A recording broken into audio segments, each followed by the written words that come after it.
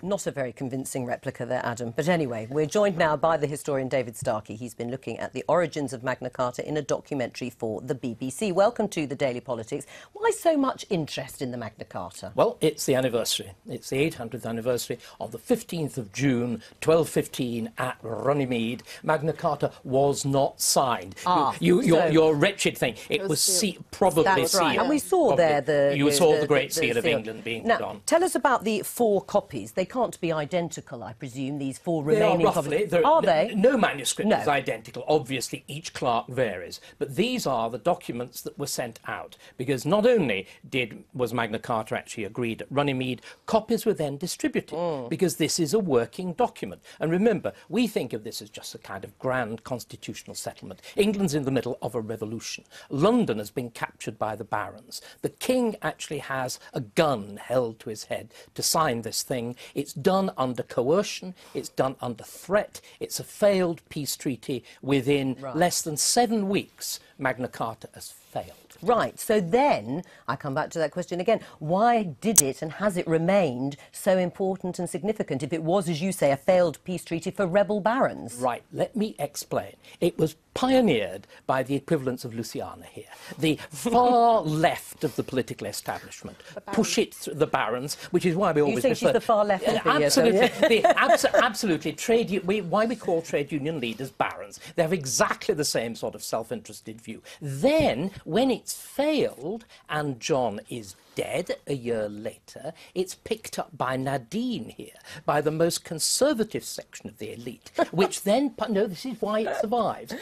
And another version of Magna Carta is issued in 1216, which leaves all the controversial bits out, but keeps all the good ideas about law reform. Staying above the law, or that everyone is... The whole business, but let's continue what else it does. It keeps freedom of trade, it defends the rights of the City of London, it defends the rights of merchants, and you know what it does most of all, going right back to Digby Jones. No, just let me finish. We're leaving out the... I was going to say, are you not going to get Tom Brady?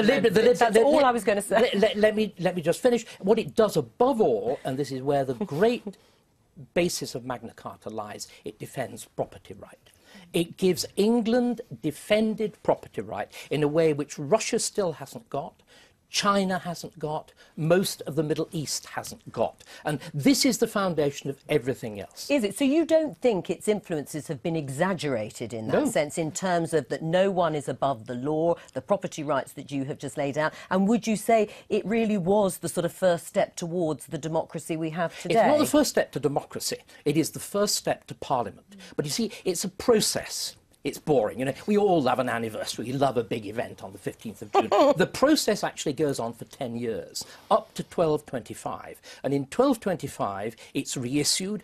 Of course, originally, that reissue of 1216 is by a little boy. You've got to wait, and Henry III, you've got to wait. This is good. You've got Alpha Plus. Are you all listening? You've got to wait until he's adult before it's actually going to carry full weight. And in 1225, this is what is the crucial thing. The Charter is reissued voluntarily by the King, but you know why? This is why all of you are here. This is why there is this programme. It's reissued in return for a grant of taxation. In other words, this is the direct origin of representation. Representation and taxation. Yes. It's not democracy. On the other hand, the Charter is unique in Europe in saying that it is issued not just on behalf of the barons, not just on behalf of the church, not just on behalf of the rich, but everybody. It actually uses the word everybody in the realm. And moreover, and you will love this, everybody had to pay that. So in other words, we've a clear origin of the idea of high taxation. Well, let me come to Tom Brady, since you weren't included in that great historical background to the Magna Carta. Do you feel proud then that some of the founding principles in the Magna Carta are still there? We can point to them in our parliamentary democracy today. Yes, of course. And the fact that it has survived and is still relevant 800 years later is astounding.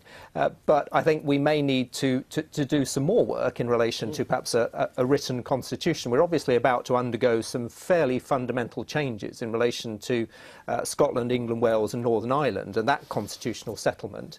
So I think we may need to be issuing soon a document that underlines that new not in medieval coexistence, Latin. but not in medieval Latin, something that's accessible online. The other thing that I would want to see happen is in relation to a Bill of Rights that touches on everything to do with privacy, because I think that is an expanding area where technology now allows governments to really monitor everything that we are doing, and I think we need to set some boundaries for that as well. Are you as interested as so many people seem to be who actually entered the ballot to go and see these four remaining documents at the British Library? Yeah. I know they're going to I think they're coming to the House of Lords, yeah, absolutely. Yes. They're going to be on display in Parliament this week. Yes, at the end of their time in the British Library. Oh, I thought they were... Yes, but they're going to be in the British Library first and then they're coming here, I thought. But what about your historical role then, or the far left, as they put it, as David Starkey put it, in the sort of sustaining of the Magna Carta? Well, it was an important thing that brought together everyone and made sure that everyone had that voice. It was why Parliament was formed, to bring people together 3 times a year. And it's interesting that that's where constituencies came from, because all the areas of the country received a copy of the Magna Carta, and that was the basis from which they put forward representatives. Tom makes a very important point. What Magna Carta did, and what the succeeding decades of the 13th century do, they come up with something very much like the modern Parliament. A House of Lords and a House of Commons with elected representatives. But you know, what was the latest wheeze in 1265, which is the first Parliament, is looking ever such a little tiny bit tattered by now. It's all very well for us to boast about the antiquity of our political system, but things wear out. And what's really striking is what the Americans did in the 18th century, because Magna Carta is their inheritance. There were also in the British Library exhibition, we're going to be seeing the Declaration of Independence and their Bill of Rights. They looked again at Magna Carta and they asked the fundamental question, how do you enforce it? Right. See, and is that what you would like to see, isn't it? Just quickly, there are 2 choices. We, with our glorious revolution in 1689, took the choice that you will enforce freedom by means of parliamentary sovereignty, which is you lot. And what... America took the choice that it would enforce it by law and by a Supreme Court. Now, unfortunately, characteristically Britishly, we now fall absolutely between those 2 stools, because we still have parliamentary sovereignty, but we have the European Court and the European Declaration of Human Rights. The problem with the European Declaration of Human Rights, whatever is in it, the problem with the European Court, whatever it does, is that it's not British, it's not English, it's not native, and it's not seen to be. So, Nadine Dorries, is this the case for the British Bill of Rights, then? Exactly. Well, I would think so, but can I just ask David, I'm fascinated listening to him. Didn't the Americans quote the Magna Carta in the impeachment of, was it Clinton or Nixon? It's Nixon. Nixon. It's Nixon. Didn't they quote it? Absolutely. Magna Carta has actually been quoted in 400 judgments of the Supreme Court. 17 of the 50 states of America quote Magna Carta verbatim in their constitution, whereas we, again, because Some of it remains. whereas we, of course, have repealed most of it. Yeah. Well,